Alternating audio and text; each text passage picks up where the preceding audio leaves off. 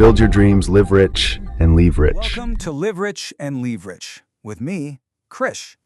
You know, our whole philosophy here is really simple. Living rich, it isn't about fancy cars or big houses. It's about living peacefully.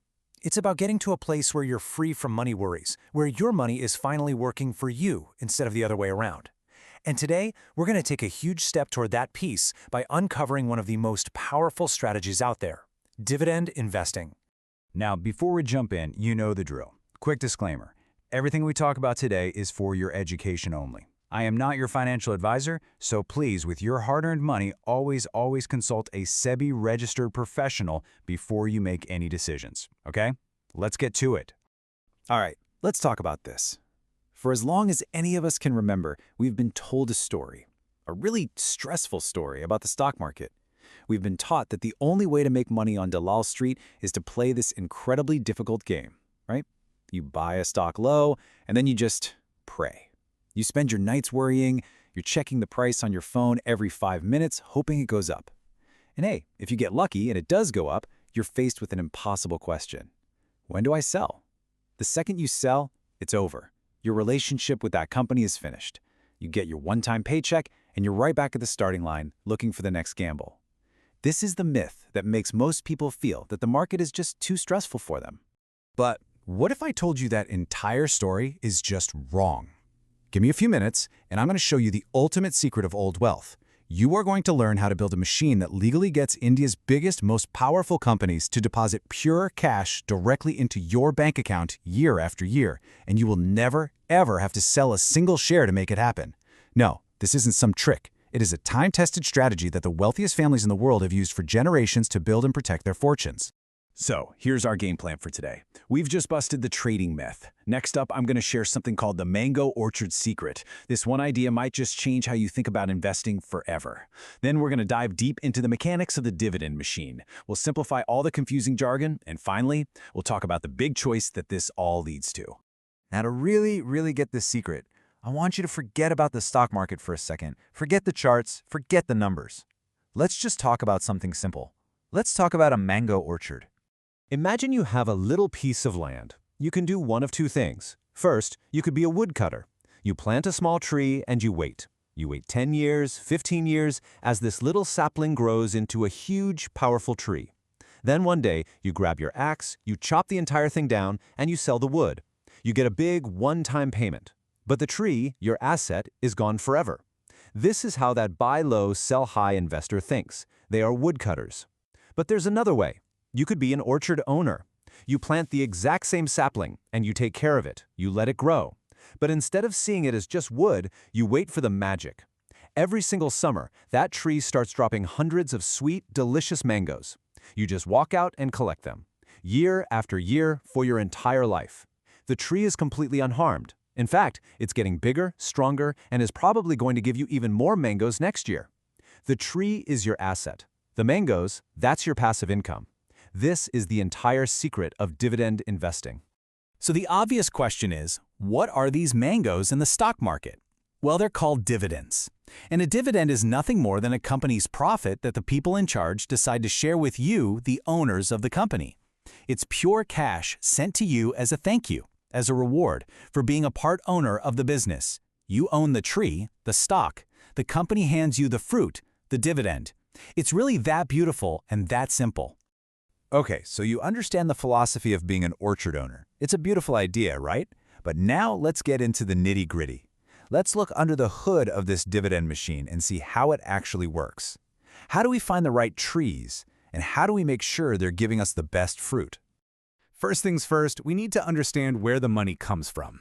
Who are these cash creators? Why on earth would some companies just give away their profits so generously while other companies don't share a single rupee? Think about it like this. On one side, you have these young, hungry, high-growth companies. Imagine a brand new tech startup. For them, every single rupee of profit is like oxygen. They need it to survive and to grow. They need to pour that money back into the business to hire more people, to build new offices, to expand into new cities as fast as they possibly can. Their goal is not to give you cash back. Their goal is to take that cash and turn their company into a giant, which will hopefully make their stock price go up. They're all about capital appreciation. But on the other side, you have the giants. the established empires of the Indian economy. We're talking about companies like ITC or TCS. These aren't startups anymore, they are kings of their industry. They already have offices and factories all over the world. They make thousands of crores in profit year after year, like clockwork. But what are they going to do with all that money? They've already reached a massive scale. They don't need to build 100 new factories next year. So instead of letting all that extra profit just sit around in the bank account, they make a powerful choice. They choose to reward their loyal owners, the shareholders. They take a piece of that profit and distribute it as a cash dividend. For them, it's a sign of strength, of stability, and it's a way of saying, thank you for sticking with us. Okay, so we know which kind of companies pay us. But how do we know if the dividend is actually any good? How do we compare the mango harvest from two different trees? For that, we need a special tool, a magic ruler, if you will. And in finance, it's called the dividend yield. Now, don't let the name intimidate you. The idea is incredibly simple. The dividend yield is just a percentage that tells you how much cash you're getting back each year compared to the price you paid for the stock. That's it. In our orchard analogy, it tells you how good the harvest is relative to how much the tree cost you. I mean, think about it.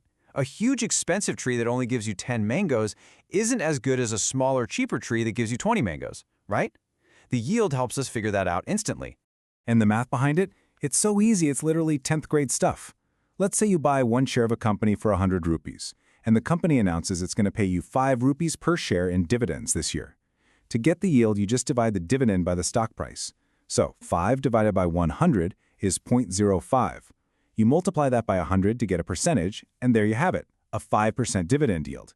It means for every 100 rupees you invested in this company, they're going to hand you back 5 rupees in pure cash this year. Simple as that.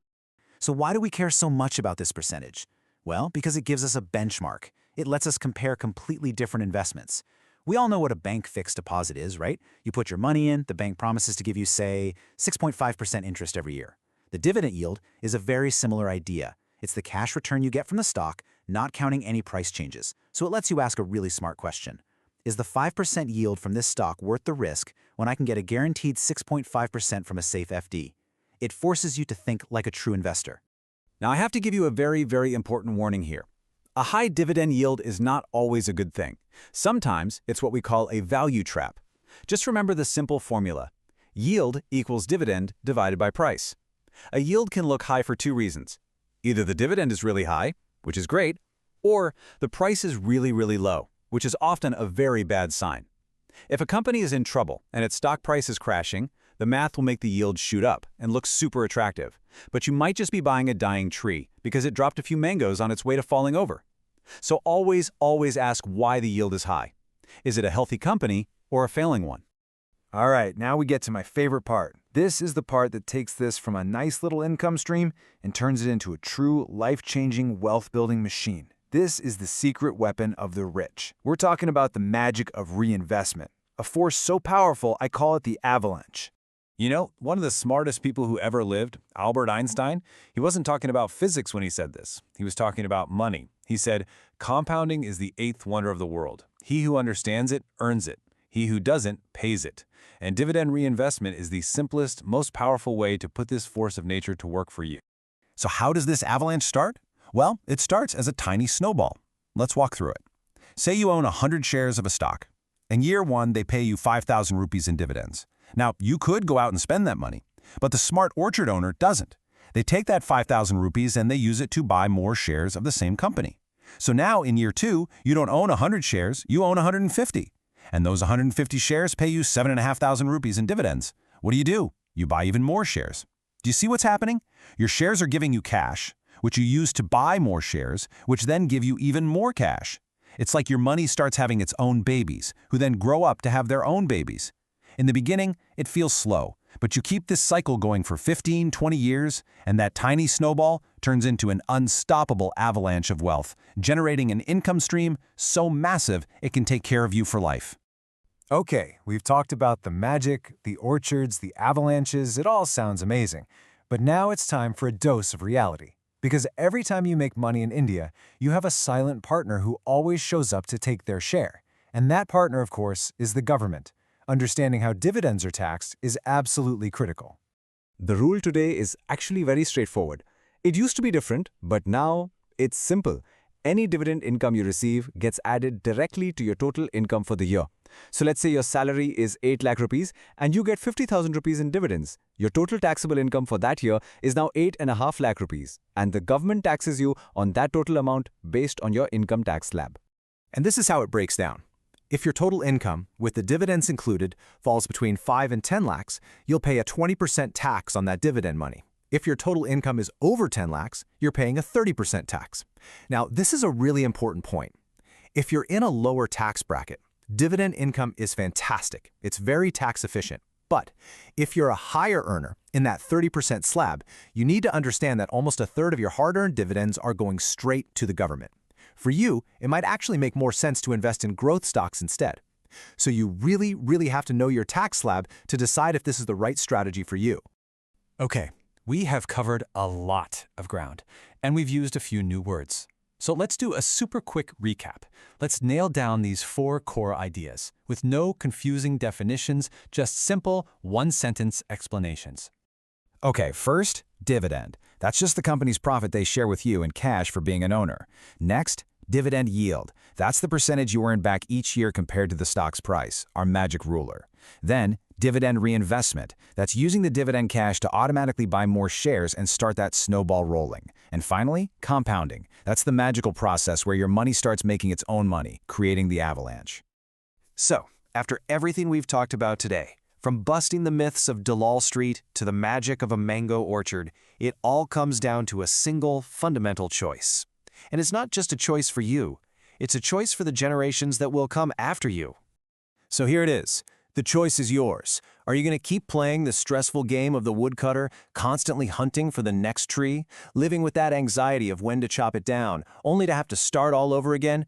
Or are you ready to become an orchard owner? Are you ready to have the patience, the vision to plant something that will last, something that won't just give you a one-time payday, but will provide a steady, growing stream of income that can feed your family and your children's family for generations to come?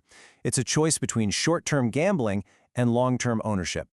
If you're ready to start planting that orchard, check out the Legacy Diary. The link is down in the description. It's a guide to help you start this journey. And hey, if this explainer helped you, please subscribe to the channel, give it a like, and maybe share it with someone you care about who needs to hear this message. Thanks so much for your time.